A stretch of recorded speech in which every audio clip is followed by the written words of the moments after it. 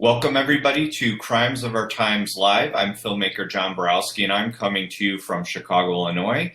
And you may know me from films such as Albert Fish and Sin He Found Salvation and Dahmer's Confession, the book. So, I've got films and books out there. And today, my co-host, I'm very proud and excited. Today's co-host is author, podcaster, filmmaker, kind of like, a one-man band like me, Gary Jenkins. Hi, John. Hi, Gary. Welcome. And Gary Jenkins, we'll put it at the beginning and we'll put it at the end too. If anyone's interested in Gary's work, check out ganglandwire.com. It's one word, right, Gary? That's the best. Ganglandwire.com. Yeah, that's got everything on it. Sweet. Yeah. So tonight we're going to talk, mobs, hitmen, gangsters, cemeteries, forensics, and murder, of course. Of course. It all falls under the umbrella, And that's why I created this show, Crimes of Our Times, to have such a broad umbrella. It focuses on true crime, which of course falls into the mobsters and gangsters. So a lot of these, overlap. But I want to talk about your background, as an author and a documentary film maker and podcaster. How did you get to this point? Because we spoke, I think we met, I don't remember, at least a couple of years ago, and we started talking when you were beginning to do your media work. Talk about that. How did you start in all this?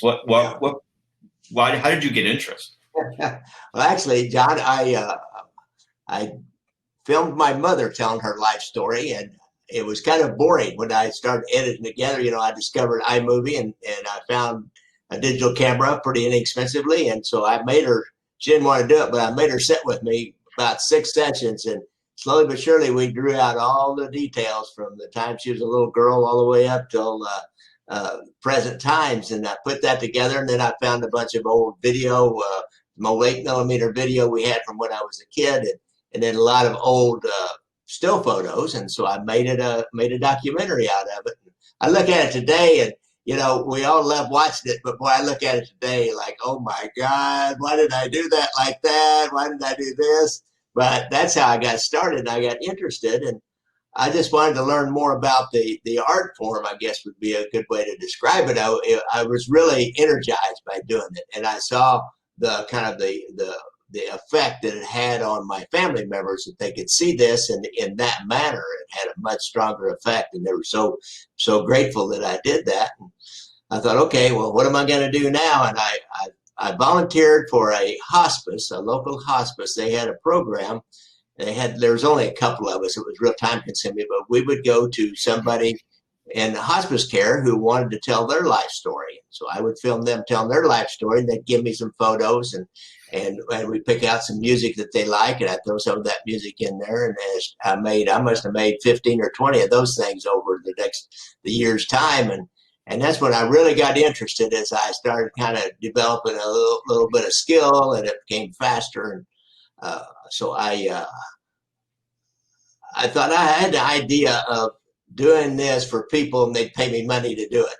Of course, I was practicing law at the time, but I tell you what, after 25 years of policeman and then going to law school and then practicing law, I don't know. I wanted something that was creative. That was okay. It was the highest paid off-duty or highest paid part-time job I could find, being a lawyer. I'll tell you that.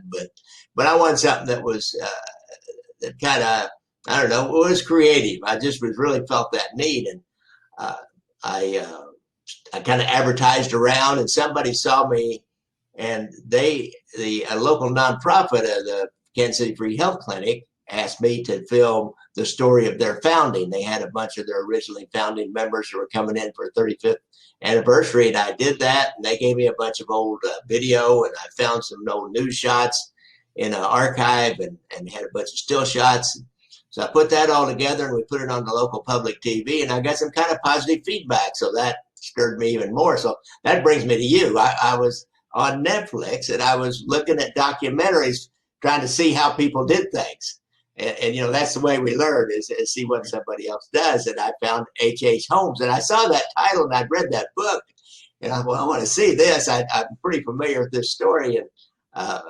And so I started watching it, and I saw what you did and how you put it together.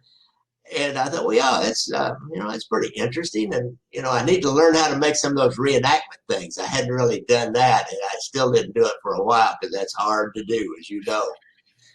Yes, very hard. Very That's hard. where, and when you're making a documentary, I think the two biggest costs really are, the travel, because you're paying for airfare, and then you have to do a hotel and, rent a car or whatever. And then the other highest cost, is the reenactments, because for that, those are like mini movies where you need costumes and actors and, so it's difficult. But, I remember when you had contacted me. Right. So I saw that, and you did. I found you on social media, I guess, and you were doing some kind of a fundraiser. So I sent you some money, and then got hold of you and said, "Hey, I want to collaborate with you every once in a while. Not really collaborate, but I want to share experiences, maybe ask you some questions." And you said fine, and so we've kind of done that off and on over the years. Sometimes more, sometimes less, but. We're all in this together. And as I tell some of these other guys, that a rising tide floats all boats. So I agree. And that's what I tell people, if you're first starting out in this, if you have questions or what recommendations, feel free to ask me, because I've been there, and it's, and that's, if we could do that to help each other, again, that, it's a great thing, and now when I look at your body of work, versus when we first spoke, it's like, amazing. Congrats. It's great. Yeah, you've done a lot of good work, and especially now, and it's, the great thing is that, documentaries can be entertaining and educational. And now, we have these trying times, and you have a couple books out talking about the Underground Railroad and what, the life of slaves were like. And again, this is history that we need to be studying right now. Just like my Panzeram book, right? Learning about incarcerations, why the incarcerations happened, how these prisoners are treated. It's always constant. I mean, because there's always crime, there's always social issues. Yeah. And you bring up those first two movies I did. The first one, I decided I was going to really put some money into it after the Kansas City Free Health Clinic movie. And I said, okay, what's a story that's not really been told, that's somewhat local, and they've told a lot of stories, but the story of what it was like for a slave in a Missouri farm has never really been told by anybody. We know about what happened down south, big plantations. As I figured, it was different in Missouri because we have nothing but small farms, primarily, except for a few down in the southeast part of the state.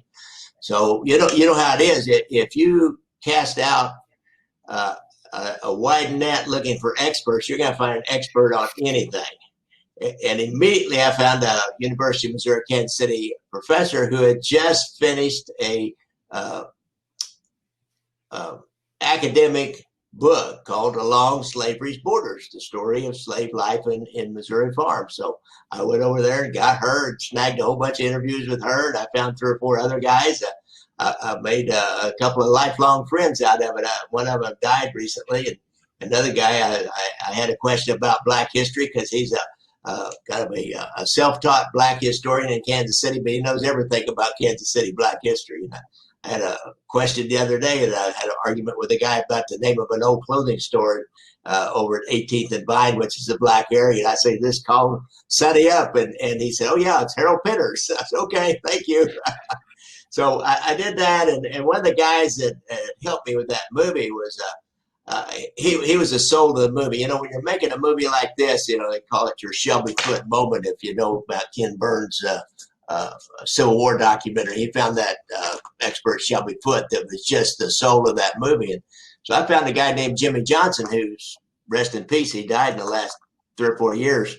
And he had a personal story that connected his family back to a slave on a Kansas City area farm who escaped during the war, joined the military, fought in the really what was the first battle between African-American troops and regular Confederates out here in the south central part of the state, long before they drafted any Black troops back east. They did it out west here in a small way, and then retired to a farm in Kansas. And so he was able to tell that story because he had researched it all out. He'd even gone up to his great-great-grandfather's slave farm and done an archaeological survey. He had studied archaeology in college, and he did a survey of it, got a grant, and wrote a document talking about this is what he found on the slave farm. So, and then he wanted me to do the Underground Railroad story. So I did the Underground Railroad in the Kansas, along the Kansas border. Spun out of that to that book I did about a particular story along there. So that's, I felt like that this was really important history and that people needed to know. And I was able to get a lot of screenings locally. It's not, neither one of them have ever gone national. No, we don't have much interest in this outside of Missouri and the Kansas City and the Kansas area. But we've got a lot of documentaries, all the libraries around, and then a lot of clubs and stuff will have me come and talk about those, particularly about the Underground Railroad. So I feel like I've done something to pass along that Black history. Yeah, that's, again, it's amazing, and it's history, and you're not, is your stuff on Amazon Prime? It is. It is. Yeah. I'm dealing with an interesting story about that. I've got like one movie's for rent and one movie's on Prime. Freedom Seekers, the Underground Railroad is for rent or for sale on Prime. And the other one, I changed the title to it. The original title, and Jimmy Johnson told me to keep it. And I said, I don't know, man. And it was new. And that came from a ad in an old Missouri newspaper that was a common practice back then, was to hire out extra slaves. And so they would advertise if they had extra slaves they wanted to hire out, they would advertise and say Negroes to hire. So I put that title on there, and I got a lot of negative feedback over the years. And I changed the title and I'm resubmitting it to Amazon as Slaves to Hire. And I'm waiting for them to approve it now and to get it on Prime. And it's only been as a DVD. It was in Create Space, and I've got to get it up as a rental so people can easily rent it for I got put 99 cents on it. So awesome. Yeah.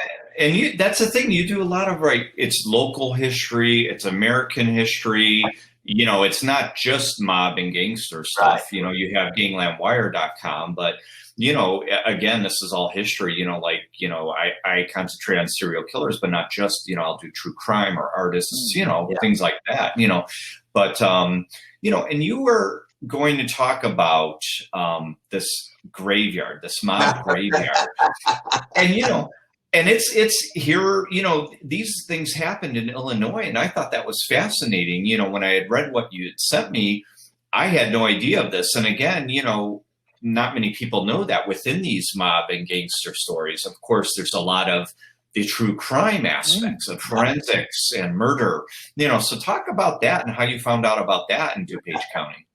Actually, it's, in my podcast, I do a story every week, and I've done a lot of Chicago outfit. They call the Mafia in Chicago the outfit. I've done a lot of Chicago outfit stories, and there's a huge interest in the outfit in Chicago. I'm surprised what a huge interest there is up there. They have two good Facebook pages that are really active. I post on them quite often, so I do a lot of Chicago stories, and I had ran into this before. And so I might have to look at my notes for this, but so when we talked about doing this, I thought, well, what have I got in Chicago that kind of fits across the genres from mob to horror crimes and serial killers and that kind of thing. And of course, the mob guys, they kill a lot, but you might not describe them as serial killers. Although some of them you might describe as serial killers. I'm not sure. Well, I know. And we only got an hour. We know Klupinski. We're going to get to Klupinski. Okay. But, not many people know about this weird, mobster graveyard thing. And that's, we want to, of course, talk about on the show about, things people are aware of, but also these, other fascinating topics that aren't, like this, weird, graveyard, which is, and everything behind it that you've uncovered recently. Brilliant. And, let me see where you can go find this. It is up in DuPage County. It's near 91st. And there's a treatment center that's been built over it. So it's south. 91st South. 91st. Oh, here, wait a minute. Here's excavated many acres near Route 83 and Bluff Road near Darien. Route 83 and Bluff Road, and there's kind of supposedly a drug and alcohol treatment center has been built over the spot now. I did kind of look that up once because I just stumbled across this story once when I was researching other outfit things, and you know how they got onto it. They made a case on a guy named Duke Basile.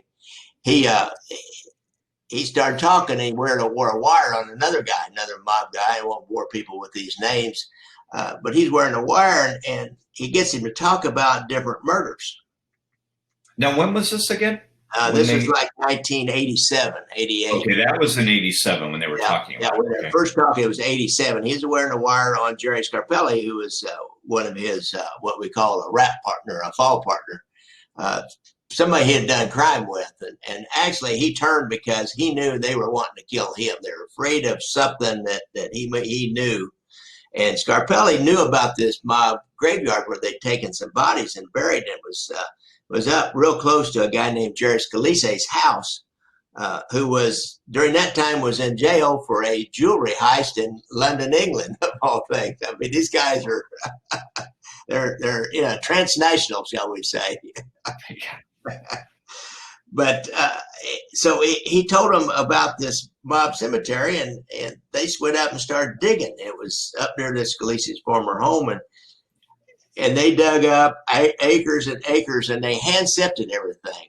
You got to hand sift everything, because if you do find a body, you don't want to. You might miss. Somebody might have dropped something. Somebody might have dropped a button. Somebody might have dropped some lucky charm that they normally carry, and they're the only guy that has that lucky charm, or who knows? Maybe their billfold slipped out of their pocket, their driver's license, and one of the killers.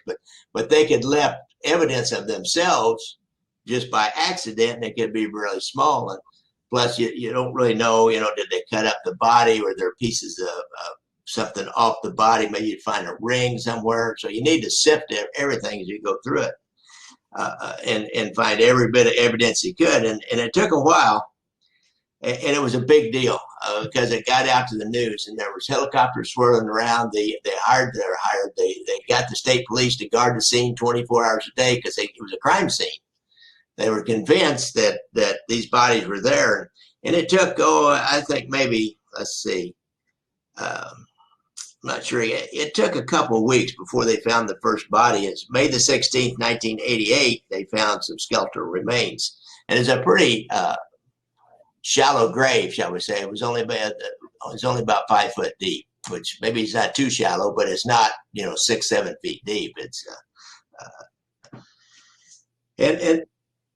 So it was an unofficial, no, it was right? I mean, it was like a dumping ground. It was ground. basically a dumping ground, a place they felt safe to go out and dig a hole and bury a body late at night. And probably, as they say, you dig the hole, then you go do the murder. So when you bring the body back, you just dump them in and fill it in. You don't want to spend an hour or 2 or 3 hours there digging a hole with a body in your trunk. You know what I mean? That's a lesson. Well, and this is right, and this is why Goodfellas is a comedy, because it was like, okay, we're gonna go. Oh, I don't want to dig that. Now we gotta dig the body up, and it's like, because it's so absurd, like you're saying, though. But that's how it works. You're right. Dig the hole before it. You're gonna do it later. So guess what? You just dump it. You're done. And right? Do it someplace where they're not gonna come in and do a bunch of construction too. The Sopranos on that. Yeah, but or at least in your lifetime, right? Because 100 years from now, they might dig that up, and that kind of did happen, right? They found some of these. That has happened. I think was it Jimmy Burke? I think maybe they dug up his basement and found a body in his basement. One of the guys with this Lufthansa heist that was Goodfellas was based on. But that whole Goodfellas thing, that was that was ripe for lots of gore, wasn't it? And that was true. That guy, Jimmy Burke, he killed all those guys. Nobody got any money. Everybody ended up dead except him, and he ended up going to jail. And Henry Hill saw the handwriting on the wall with the witness protection.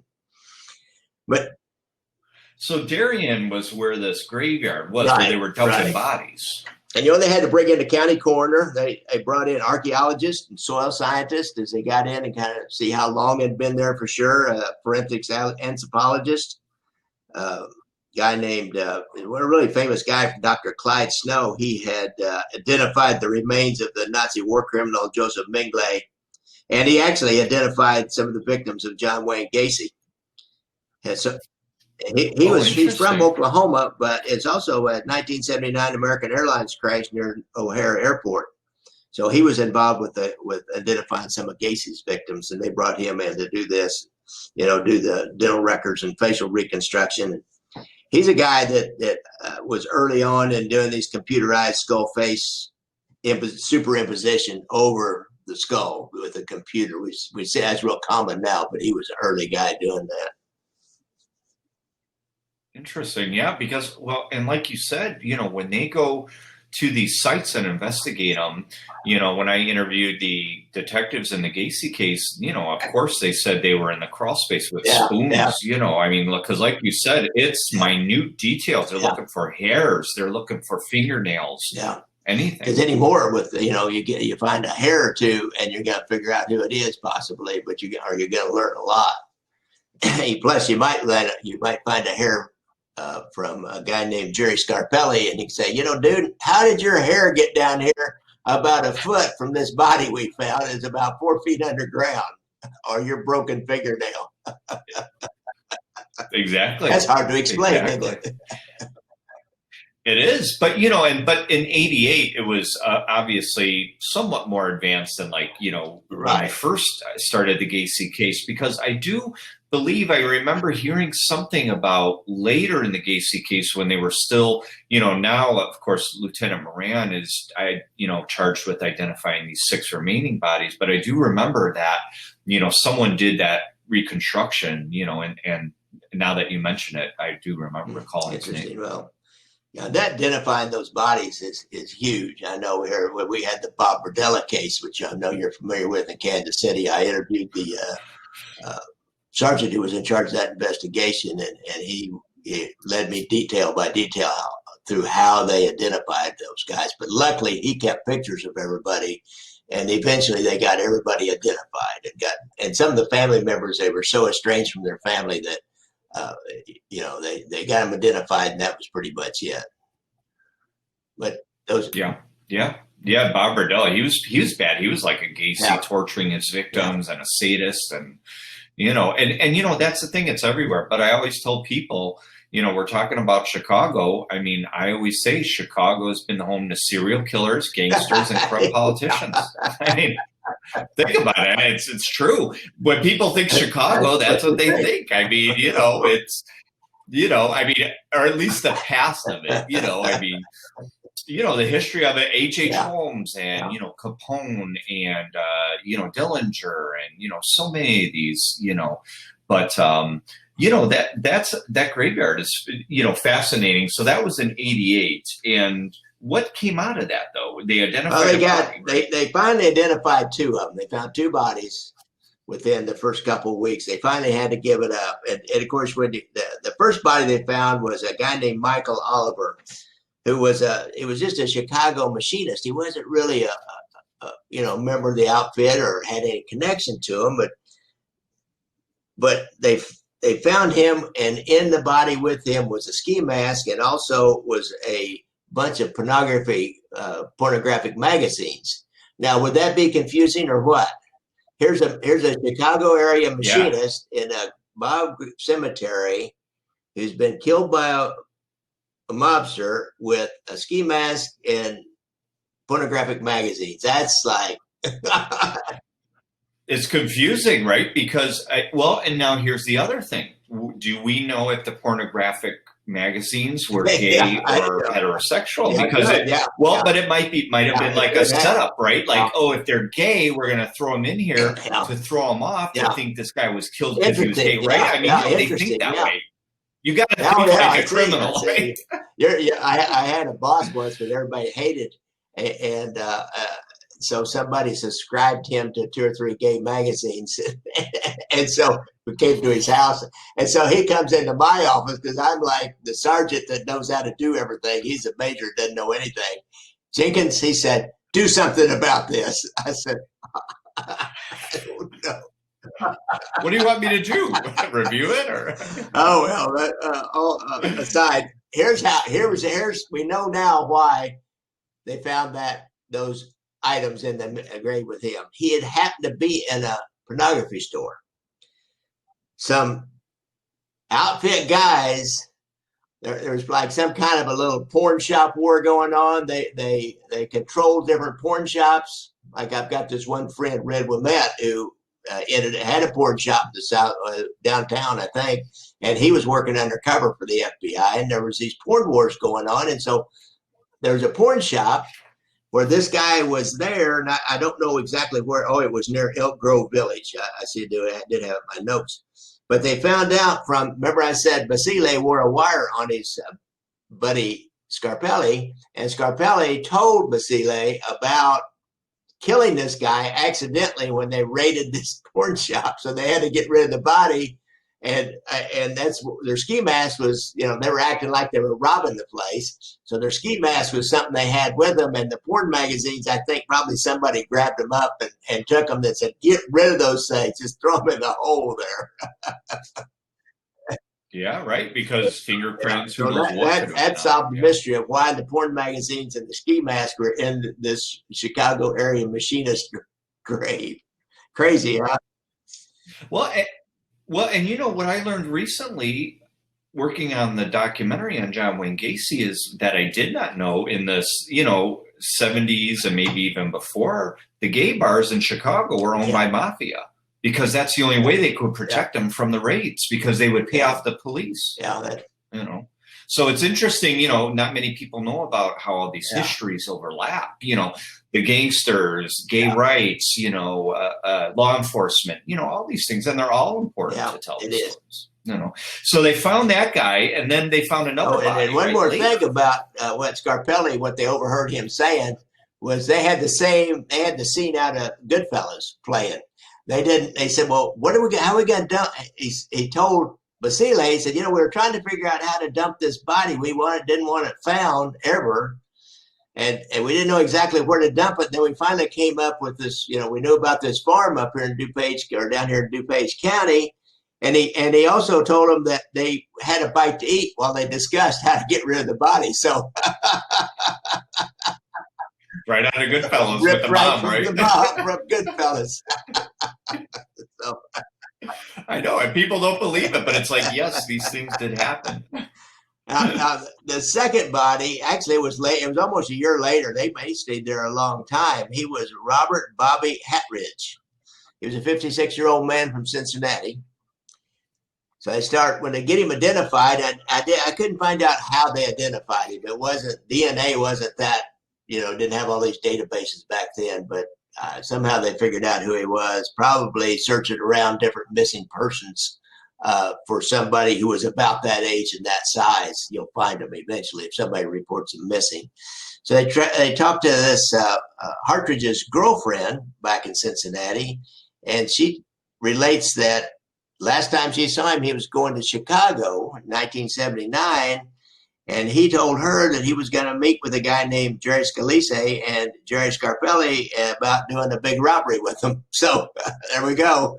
Right back to Scarpelli and Scalise, whose house was close by, and he never came back from that. So that's kind of the end of the story as I know it about the they still think there's bodies up there. They've gone back.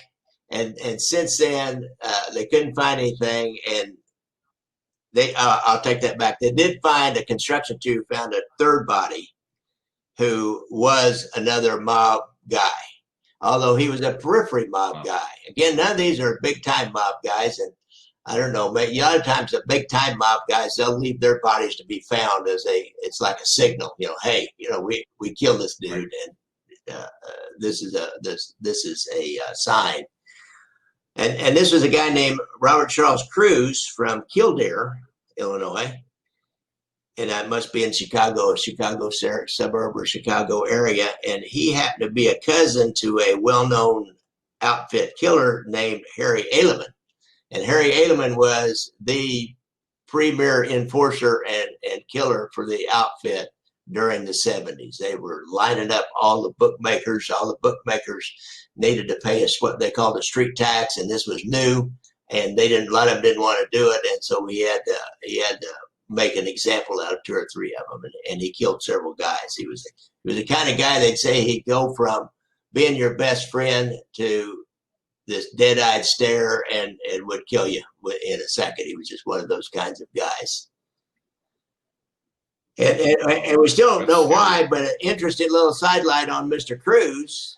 He did something that incurred the wrath of his cousin, I would say, Harry Haleman. And if he incurred the wrath of the outfit, many times it would be Haleman's job because it was his cousin to go take care of him. But this guy, talk about a hard luck guy, he had been on death row for some kind of a murder down in Arizona, got an appeal, got his conviction overturned, and it was 2 years before that he'd just gotten released from death row in Arizona, and came back to Chicago. And sometime after he got sent back to Chicago, he disappeared again, and they finally found him in this mob graveyard. So dumping ground. There's probably more graves up there, but I don't think anybody's going to do it. Like I said, mainly over the area. They put a great big treatment center in there now. That's really interesting. And now, I mean, I'm sure, a lot of viewers out there, we don't know. I mean, like my education was from The Godfather and Goodfellas, I mean, is there still, mafia or organized crime other than Congress, in America? None of it that's left is as effective as Congress, but well, yeah.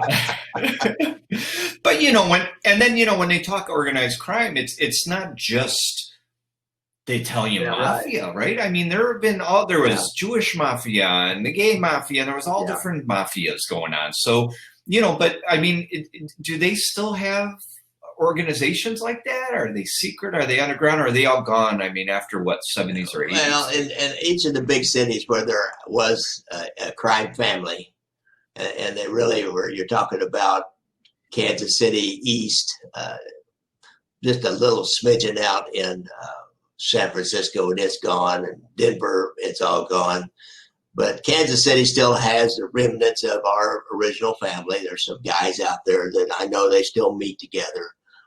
They still have sports betting going on. We haven't totally legalized sports betting. And last time they took any kind of a pop was 4 or 5 of the sons and grandsons of the people I worked on when I was young took a hit for running a sports book operation, and they were laying off to a Costa Rican betting site. So they were, that's still going on. We had a couple of guys who were, sons of relatives of older mobsters who got caught in an arson for hire in the last 4 or 5 years. So they're still out there, and they still get together, and they still got something going on. It's just not to the extreme that it once was. They lost all their political power. Once they lose their political power, they're pretty much reduced to just being more intelligent than normal criminals is what they are. In Chicago, they lost, after what's happened in Chicago, Operation Greylord, where they took down half the court system and about 25% of the criminal bar, along with a few mobsters and fixers up there, why they started losing theirs. And then after the whole skim operation that started in Kansas City, which is what my movie's about, Gangland Wire, where we ended up taking down Chicago, Milwaukee, Cleveland, Kansas City, and the top bosses who were like in their 60s and 70s at the time, were the bosses and had been for the last 20 years, all went to prison for basically the rest of their lives because they didn't have that much left. So it just almost decimated. Milwaukee, there's nothing left. Chicago, they tell me there's a couple of 3 pretty good sized crews left, but they just, they can't walk in the court system and buy off the judges like they once did. They can't get city contracts. They're reduced to sports bets and probably the strip clubs and any gray market area. They tell me that they're into got people that are involved with internet scams and things like this. So they're kind of morphing into more modern criminal crimes, but I've not really seen much evidence of it. Back east, they had a guy that got involved in what they called a phone cramming scheme, where they don't even do this anymore. It used to be somebody would call a 1-900 number and they'd get like a $400 phone bill, and I remember that. And he was doing that on a nationwide basis. So they're still doing stuff like that, but it's just not anything like what it was. I think Cleveland's pretty well gone too. Right. And what has been some of your recent works? What have you been, like, not what's coming up, but what was your last release? Was it a book or a movie? And I know you also did something on the Vegas too, right? I did a book. I always think it's interesting. I'm going to do kind of a Kindle promotion on that book here pretty soon to see if I can amp up a little more interest in it. I really basically told the story of, behind how we uncovered the skim starting in Kansas City and the people they dealt with. And I was able to get all the wiretaps from the court case, there was, I don't know, I want to say 160 different conversations that were anywhere from 2 or 3 minutes to 30, 40 minutes. I've got transcripts and I used to have tape. I digitalized all the tapes, but I had those piled up here for a while, and I got all those entered in. And so when I told the story in the book, I started out with, how it got started, the story of putting in the different hidden microphones and the wiretaps and everything in Kansas City and our surveillances of them in Kansas City and what we were learning. And then what we learned out of the wiretaps, out of what we call the technical surveillance, or a T3, they call that. And so I had the transcript, so I would explain what they were saying and why it was, what it meant and why it was important. And then I'd have the transcript in the book.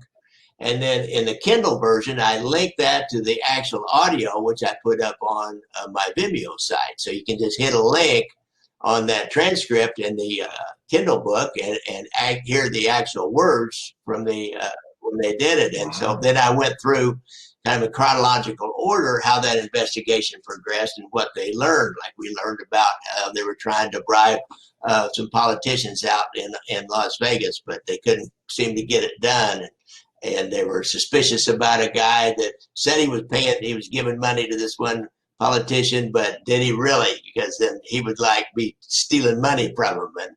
And then we got this long meeting, and the guy explained how they were skimming money, the different ways to skim money from Las Vegas casinos. And, he made statements like, I love taking money out of these joints. Like me and Shepard and my guys, we sit around my kitchen table for hours trying to figure out how to take money out of these joints. So you see that, read that conversation, but you can click on the link and go right to the actual audio. And it's pretty good audio, most of it. And I actually put subtitle or captions on the audio. So it's not perfect because the conditions were not ideal for this. Well, yeah. But, I love how you did that. You made it interactive. And again, it's like when, you look back at how you first began, you've come so far in these things. And I think it's amazing, how you made that interactive. And, because I'm trying to do the same thing with my Panzram book, where I'm going to release some audio of the narration from the film, but to kind of go along with the book. So you can listen to that with it or separately, and it's, people like that stuff, and you try and make it interesting and, a step above just a book or a movie, and you're doing it. And I think that's awesome. So what are you working on now? What's going on now? Well, I just finished my last movie was Brothers Against Brothers, which was a internal mob war, which as a policeman, I was really intimately involved with on a day-to-day basis. So I actually put myself in the documentary as one of the storytellers. I didn't do that in the first one. I was kind of part of that, but it was more an FBI story. This was more of a local story and how we tried to keep these two factions of the mob killing each other. It's called Brothers Against Brothers, the Sabella Sparrow War. And it's, I don't know, I really had a good time making it. And again, the reenactment stuff, I spent a little more money on the reenactments each time on this one than I ever had before. I hired a guy. He shot me a pretty good price, but we spent, I don't know, we spent a lot of time out there on reenactments. I was able to find a guy with a car, a period car or two, and, you know, like some meeting places that we wanted to do and things like that, and a couple, 3 actors. And I paid some people some, and some people volunteered. So I gave them like a $25 card to get into the AMC theaters.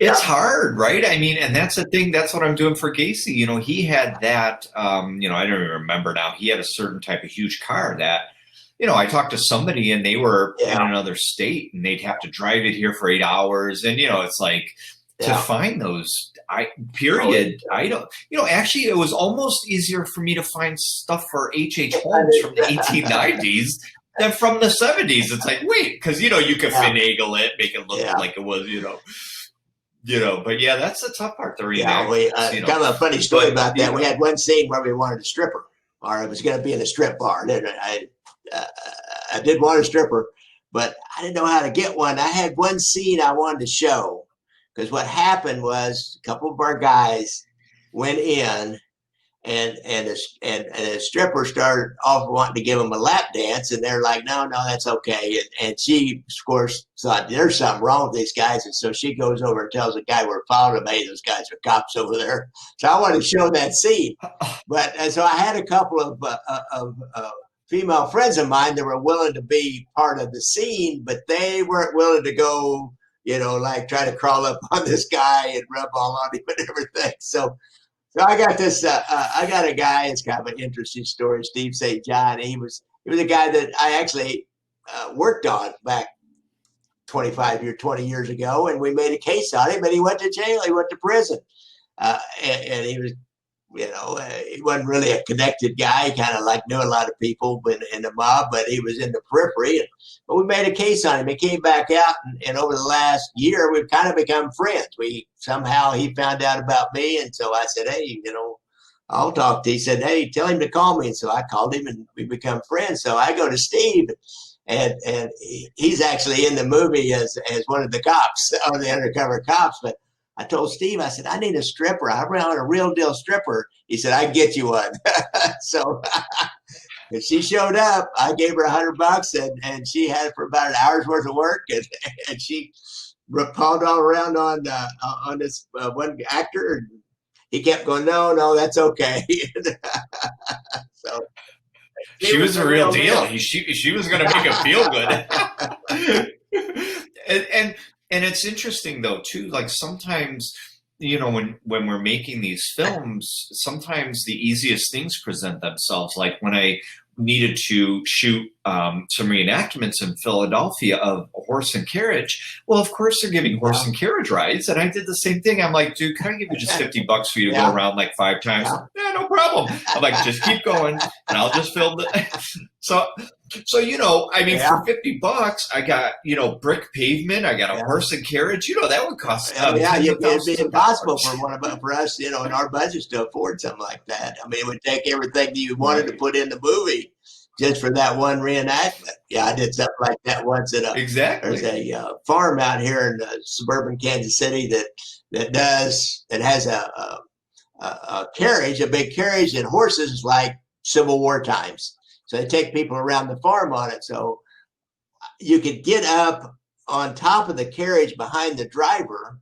And so we were out there. And so I had my camera in the car. I said, hey, dude, we want to go on your ride. Can I sit up and film over your shoulder? Because I wanted just a little bit of a man driving horses on like a country road.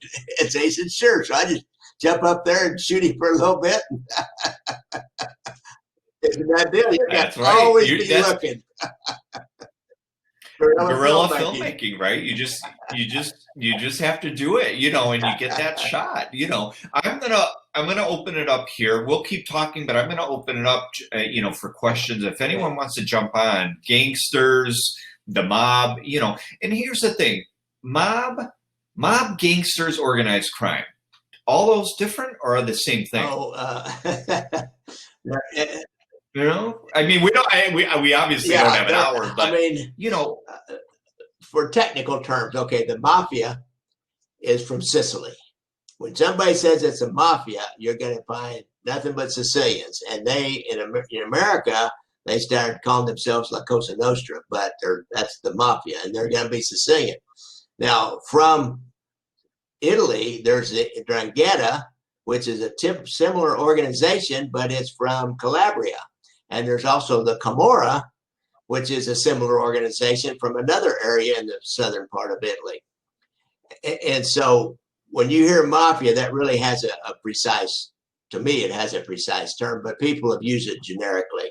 Now in Chicago, now locally in the United States, like in Chicago, they started calling themselves the outfit rather than the mafia. In Kansas City, it didn't really last to modern days, but they call themselves the clique. In Detroit, they call themselves the partnership. So in New York, they're the families, the 5 families. Each one's a family. And so, but then organized crime can be generic. It could be any criminal organization that's organized. So people like then they talk about the Russian mafia. Well, that's really just a group of people who came over from Russia who were criminals that formed a criminal organization many times with roots back to Russia because they're pretty much transnational gangsters.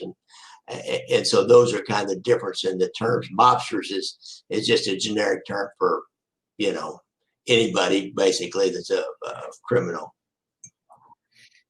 Because, and when you watch, especially the beginning of like Goodfellas, Henry Hill said when he was younger, he admired, the gangsters. They were cool, right? They, what about the glorification of that? Because this is what they told me too. Oh, you're glorifying serial killers, you're glorifying gangsters. But it's like people have done that way before you and I did this, right? I mean, it was the media and newspapers and magazines, and, they built them up, and then people kind of almost saw them as, in a way, they were doing bad, but they were kind of, heroic because in a sense, if you wanted something done and the police wouldn't pay attention, well, you talk to them and they're going to help. Oh yeah. That's a pretty common deal. I deal with that all the time. And, you go all the way back and you go further back in that, but I just have to think back to Jesse James. I mean, he had a cool name and he was just a criminal. I mean, he was a Southern sympathizer who fought against the Union Army in order to preserve slavery as a way of life in Missouri, and this kind of morphed into after the Civil War was over. He didn't have anything else to do, so he kept robbing banks and stuff.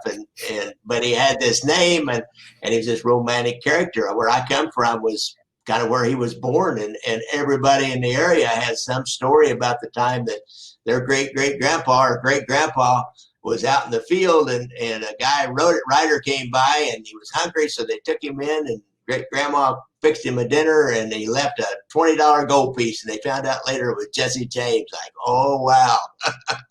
So that romanticizing criminals, I don't understand it to this day, but I got it when I was a kid. I did romanticize Jesse James, but to this day, I've got too much experience now. Well, yeah, when you're a kid, you think, oh, yeah, cops and robbers and, cowboys and Indians and all that stuff. But then, right, when you get older, you're like, okay, these are, they're not people you really put up on a pedestal. I mean, they've been made famous by the media, and we're just kind of telling their stories. We're not making them any more famous any more or less. We're, like you say, telling their stories. I'd like to have a dime for every time somebody told me, well, Las Vegas was a lot better when the mob ran it. I just have to shut my mouth because I just want to say, I won't say what I want to say exactly, but the mob never ran Las Vegas. They stole money out of the casinos. They didn't run anything. Exactly. Yep. I know. And you can say whatever you want on here, but I know, for this platform, but you may not want to say it for other people.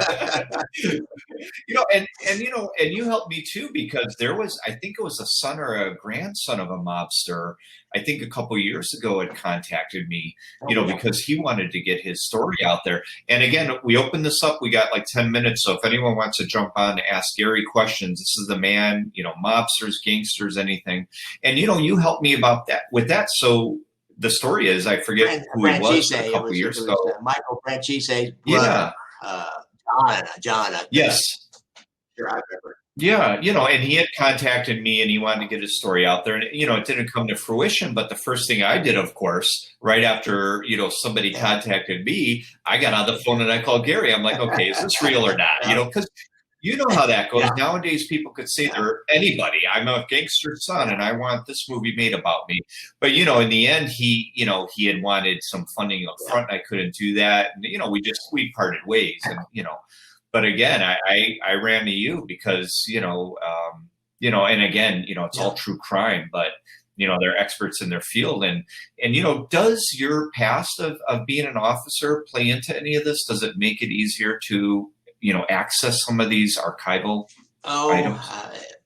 It helped quite a little bit getting those wiretaps, but I still had to jump through the hoops to get copies of wiretaps. They have to have been put in court publicly as evidence, be marked as evidence, as an exhibit.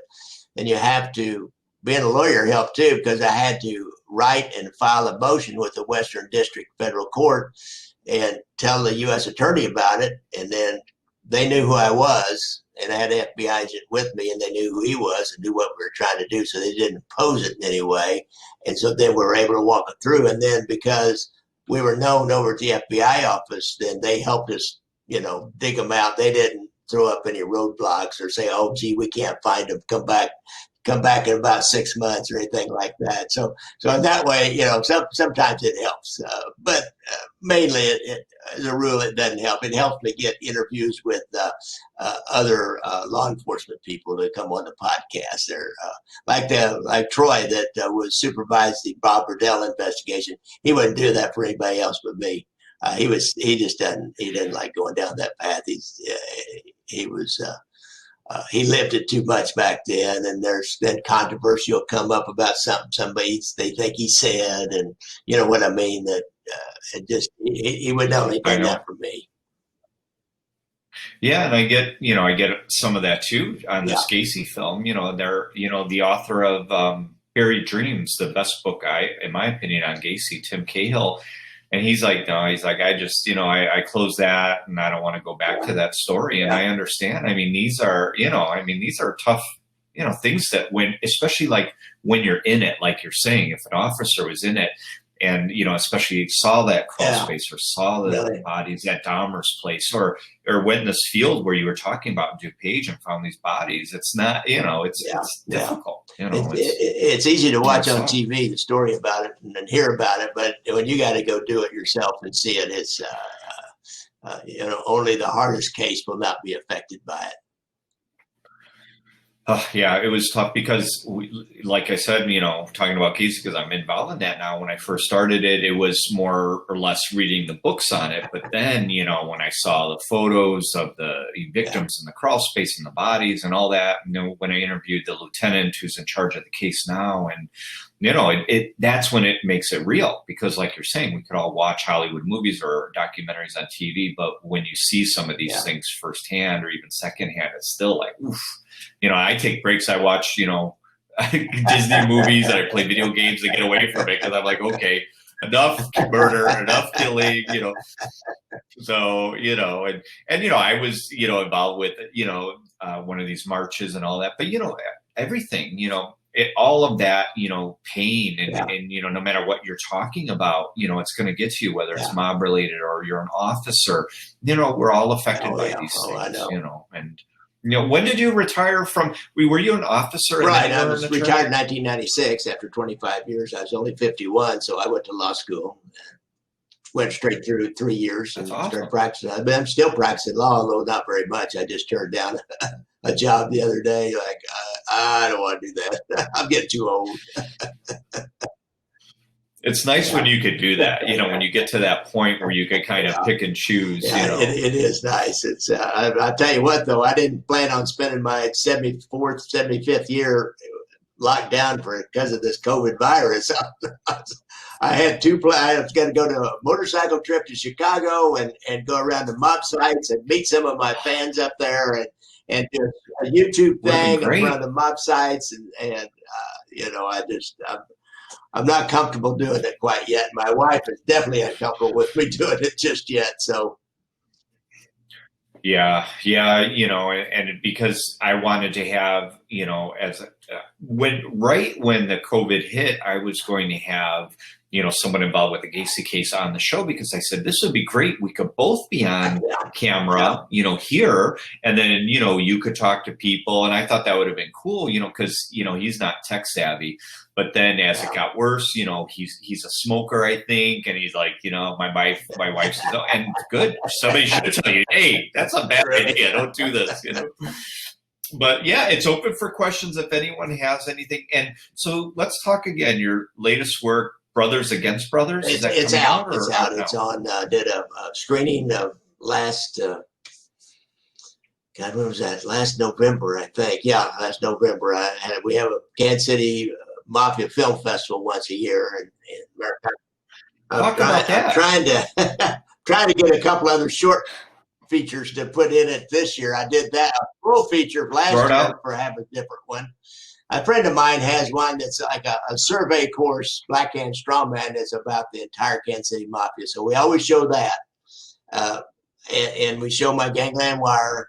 And then last year we got it was our second year. We sell out. It's amazing. We sell out for 3 days in a row for Friday night, Saturday, and Sunday. It's a 150 seat theater. And we do a panel. I got an FBI agent and another policeman that knows a lot about the mob in Kansas City, and myself. And then Terrence is he's an expert too. He's not a policeman or anything, but he's a real historian of the mob. So we'll do panel discussion and show our movies, or show a movie, do a panel discussion, show a movie each day, and alternate them. So. People just buy one ticket. It's not like your regular film festival where there's different movie going on all the time. But we've done it 2 years in a row, and people really, they like it. They love it. And, we'll probably fill it up again with different people. Well, if we just get the word out, that's the secret. It's getting the word out. And so I'm trying to come up with a short, at least 30 minutes long, maybe 20 to 30 minutes long, maybe a couple of them, but I've got one all planned out. I've got a guy that put together all the B-roll stuff for me, all the still shots that I would need, and even got it in an order, and also a couple of old videos where people are talking about a situation in 1948 where the mobsters paid somebody to go blow the bank bar, blow the vault in the Jackson County courthouse to steal the ballots, because they had basically stolen the election, and it was an unsolved crime until most recently a guy wrote a book about it and he solved the crime. He's the one that helped me put together all the still shots. And so now I got to make a little short documentary on the thing for the film festival. We have something different. Well, but again, everything we're kind of talking about, history repeats itself, right? Stealing elections, all this stuff. That it's topical. That's why I got to do it. Yeah, right. And so as we wrap up, where can people find your work? So you have books, films. Where's the best place for them? Right, the best place is just go to Gangland Wire, and all my podcasts are there now. All your podcast apps, it's there. And if you want to find my books and films, then go to Gangland Wire to the shop page, and you'll see the names of them. Unless you're writing them down now, it's Gangland Wire, Brothers Against Brothers, and Leaving Vegas, how FBI wiretaps into Bob Domination Las Vegas casinos. But it's too much, and nobody's writing that down. But you just go to the shop page and find the names of them, and I sell them there. But if you want to I can't sell the Kindle, of course, and I can't rent it. So if you want to rent it or buy the Kindle, then just go search in Amazon and you'll find everything I've got in there. And I've got my Slaves to Hire and Underground Railroad. All interesting topics. Again, ganglandwire.com. It's one word, Ganglandwire. Check out Gary Jenkins' work. Yeah, it's right there. I love your shirts. You got to advertise. I love it. Yeah, this is awesome. My showgirl, I got a guy to draw. I tell you, I found this artist down in Memphis that he's done. I use some cartoony kind of drawings rather than try to do reenactments, and he's great. And so I said, I want a showgirl for the cover of my book. And so he said, well, send me a picture of one. So I found a picture on YouTube of a real showgirl, and so he sent me that back. And he is that's an original drawing of a showgirl a painting. That's awesome. Gary, thank you so much. It's Right, been a John. pleasure, and we'll love to have you on, Okay, and we'll have great. you on again soon. Nice talking to you.